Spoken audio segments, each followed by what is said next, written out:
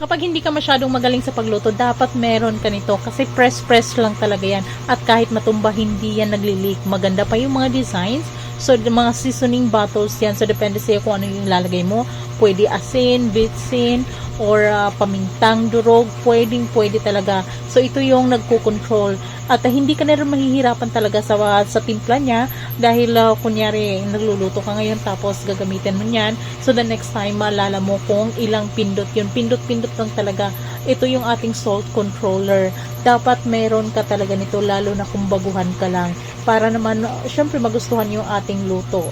And napakadali lang din talaga.